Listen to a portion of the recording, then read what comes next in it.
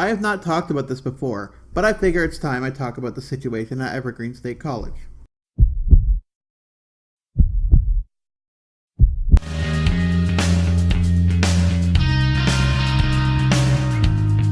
A few days ago, Brett Weinstein spoke to the Board of Trustees for Evergreen State College, and here's what he had to say.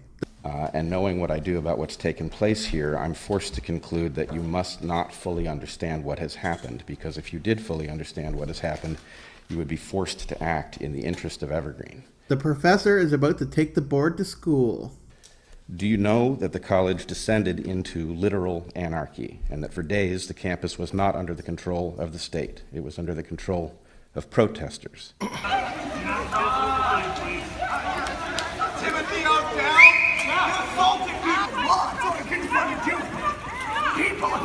Ho ho! These racist teachers have got to go! Hey hey! Ho ho! These racist teachers have got to go! Our protection right now! Fuck you and fuck the police! Whiteness works! Whiteness is the most violent fucking system to ever breathe! I want to cry! I can't tell you how fast my heart is beating right now. I'm shaking in my boots. I got to go! Hey, hey! Ho ho! These racist teachers have got to go! You don't have the email. We don't care what terms you want to speak on. This is not about you. I'm talking about this is all about him. On terms of white privilege. This is not a discussion. You have lost that one. All of us are students and have homework and projects and things due. I know. Have you sent an email out to our faculty letting them know? No. What's been done about that? That there were assaults, there were batteries, there was pressure not to report crimes to the police. Woo! We're getting feisty today. Whoa, whoa, whoa, whoa. It's really disrespectful. I'm trying to have a peaceful dialogue. Hey man, why'd you rip up that gentleman's signs? Why'd you do that? People were, by the legal definition, I believe, kidnapped and imprisoned. That included faculty members and administrators.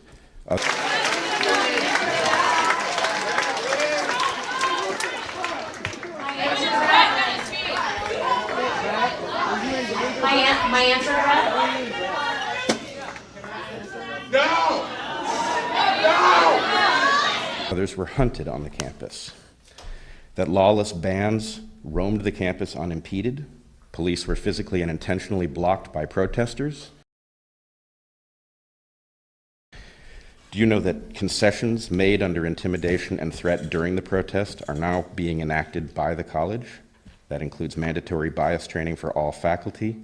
This has come about by an agreement between the faculty union, the administration, and protesters.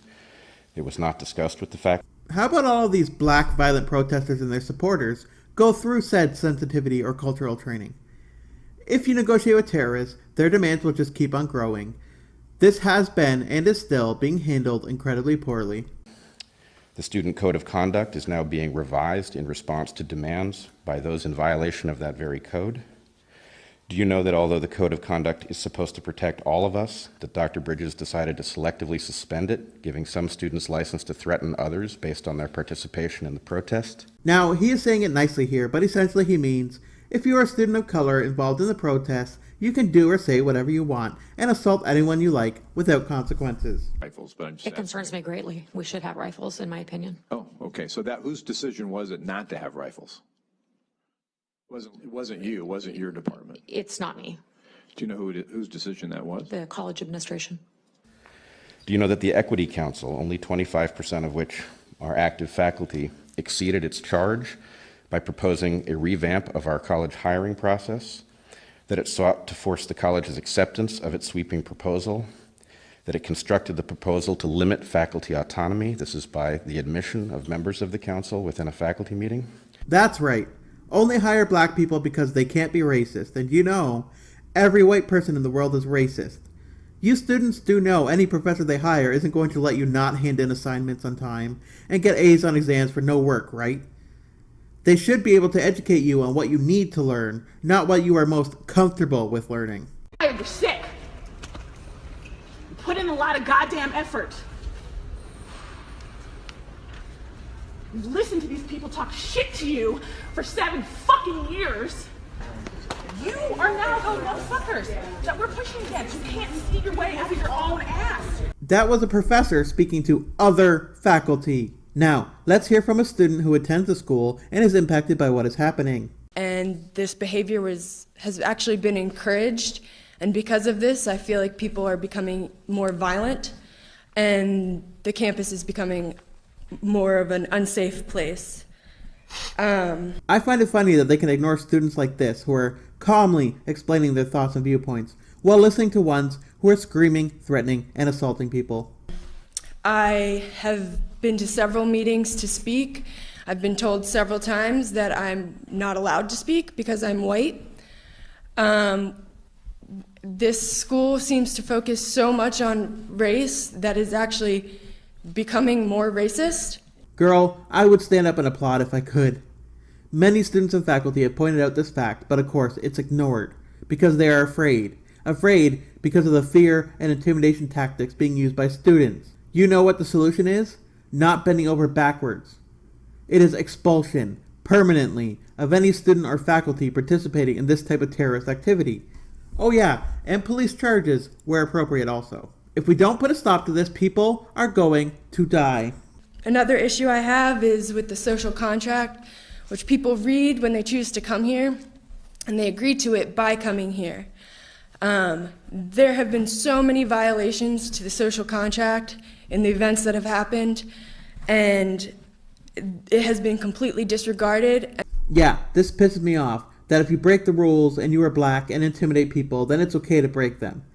But if a white student did any of this, they would be booted immediately and or fined by the school. And instead of actually doing something about the fact that it's been violated, we're changing it.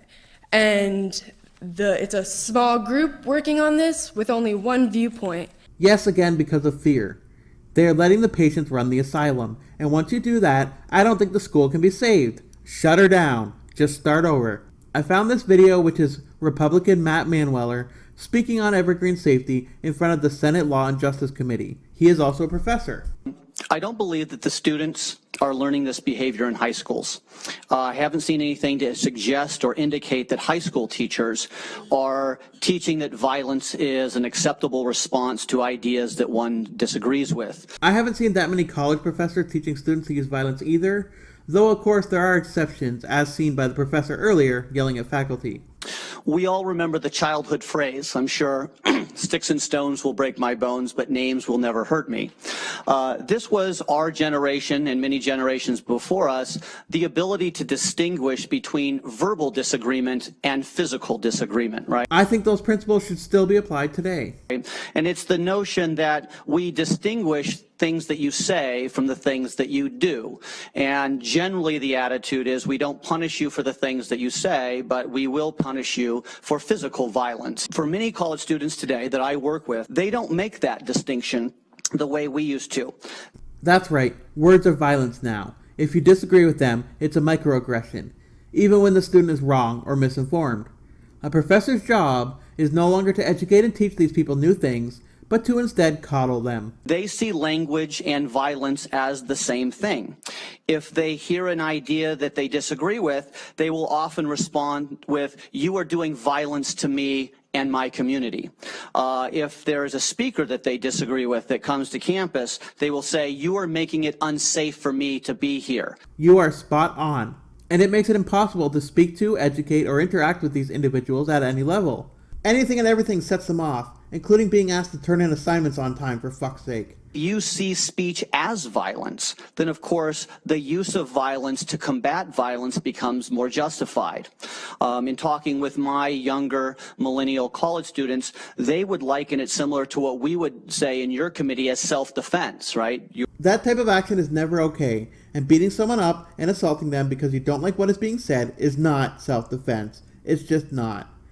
I don't know ultimately what the solution is here, but I think at this point, I don't know if Evergreen State College is salvageable. Is there anything left to redeem there? One thing I do know for sure, these kids need a taste of good old Red Foreman justice. You know, I ought to vandalize your ass with my foot. Sleep tight, And don't let the bed bugs put their foot in your ass. Hey, Lego my ego. Hey, Lego my foot in your ass.